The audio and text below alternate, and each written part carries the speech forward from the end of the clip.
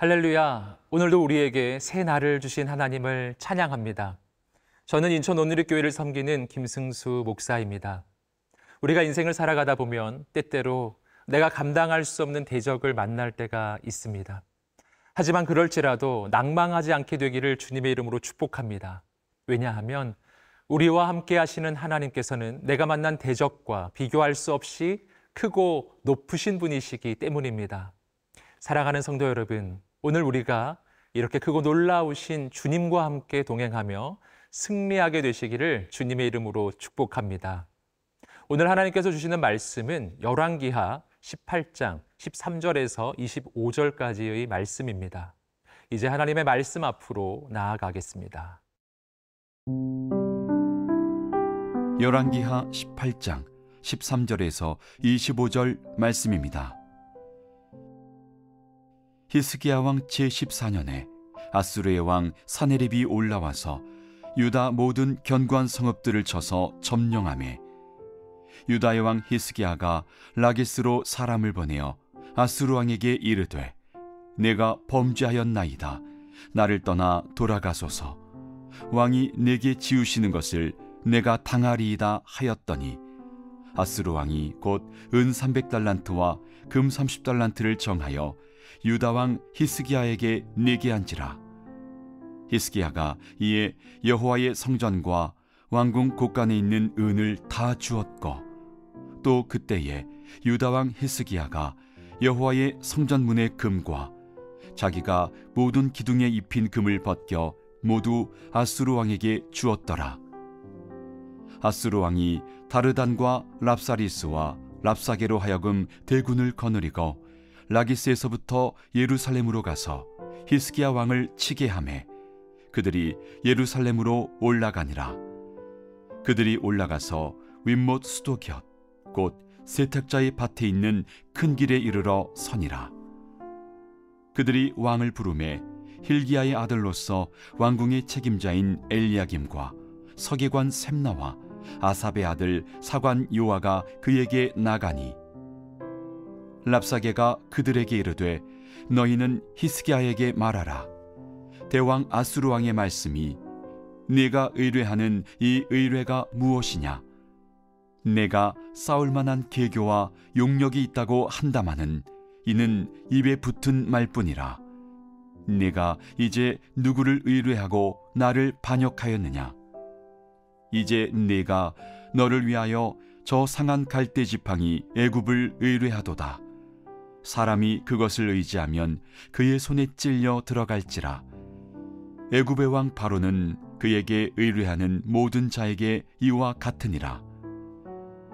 너희가 내게 이르기를 우리는 우리 하나님 여호와를 의뢰하노라 하리라마는 히스기야가 그들의 산당들과 제단을 제거하고 유다와 예루살렘 사람에게 명령하기를 예루살렘 이 제단 앞에서만 예배하라 하지 아니하였느냐 하셨나니 청하건대 이제 너는 내 주 아수르 왕과 내기하라.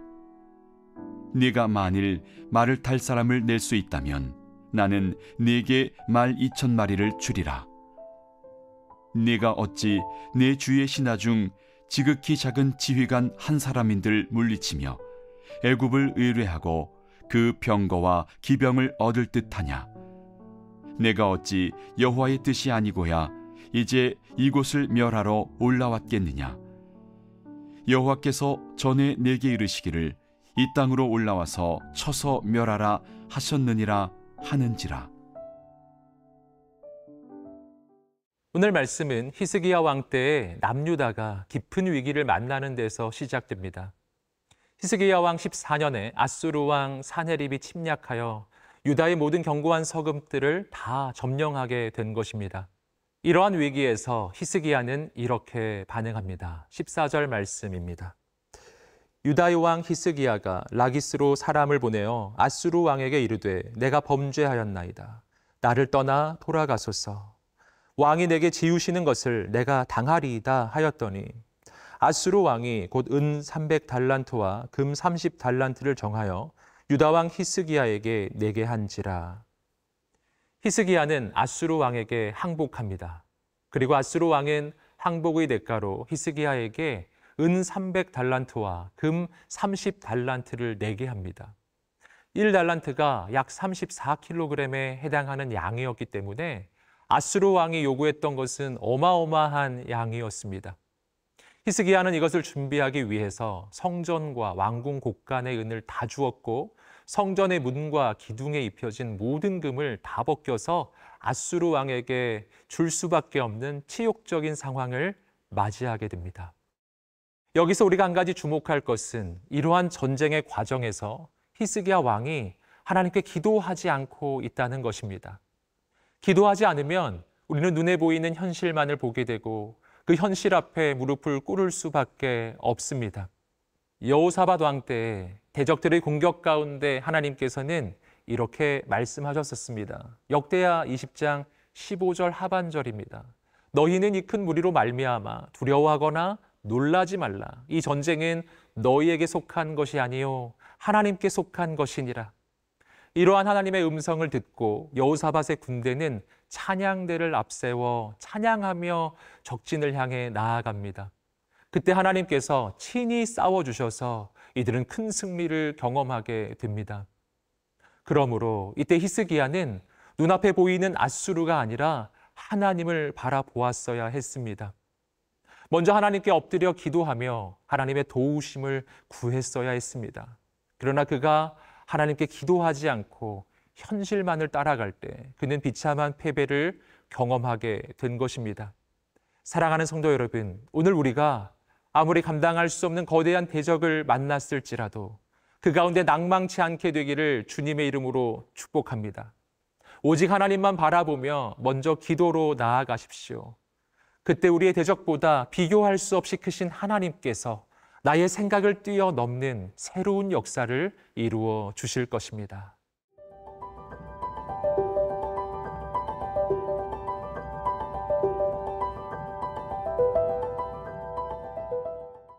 아수르는 1차 침략에 이어서 또다시 침략하여 마침내 예루살렘까지 진격해 옵니다. 그리고 아수르의 고위 관리였던 랍사게가 위협하며 말하기 시작합니다. 21절 말씀입니다. 이제 내가 너를 위하여 저 상한 갈대 지팡이 애굽을 의뢰하도다. 사람이 그것을 의지하면 그의 손에 찔려 들어갈지라. 애굽 왕 바로는 그에게 의뢰하는 모든 자에게 이와 같으니라. 여기서 랍사게는 남유다가 아수르의 지배에서 벗어나려고 애굽을 의지했던 것을 지적합니다.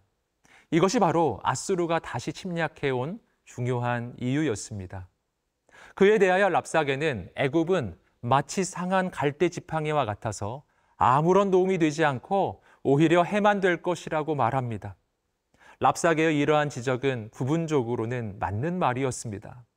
왜냐하면 인간은 결코 우리 인생을 책임져 줄 수 없는 연약한 존재이기 때문입니다.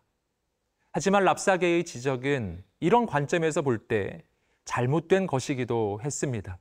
왜냐하면 랍사게는 애굽을 의지하는 대신 아수르를 의지하라고 말하는 것이기 때문이었습니다. 그러나 애굽도 의지할 대상이 아니지만 아수르 역시 의지할 대상은 아니었습니다. 우리가 진정으로 의지할 대상은 하나님뿐이십니다. 왜냐하면 오직 하나님만이 우리 인생을 책임져 주실 수 있으신 전능자이시며 우리를 사랑하시는 아버지이시기 때문입니다.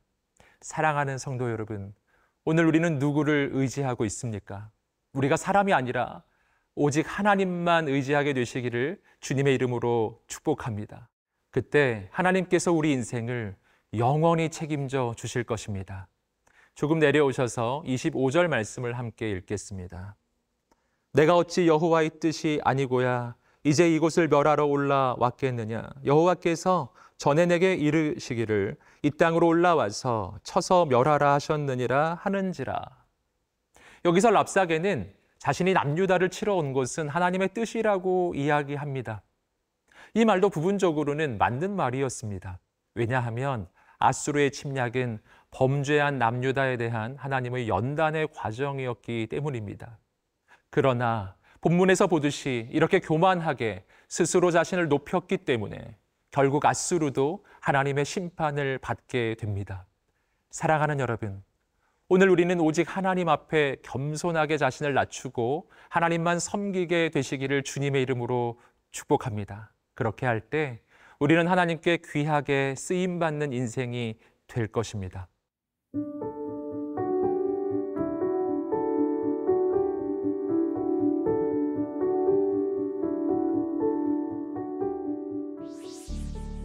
사랑하는 주님, 오늘 우리가 어떠한 대적을 만날지라도 낭망치 않고 나의 대적보다 비교할 수 없이 크신 하나님만 바라보게 하옵소서.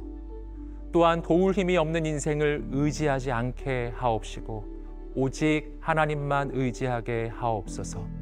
하나님 앞에 겸손하게 자신을 낮추며 하나님께 귀하게 쓰임받는 인생이 되게 하옵소서. 예수님의 이름으로 기도드립니다. 아멘.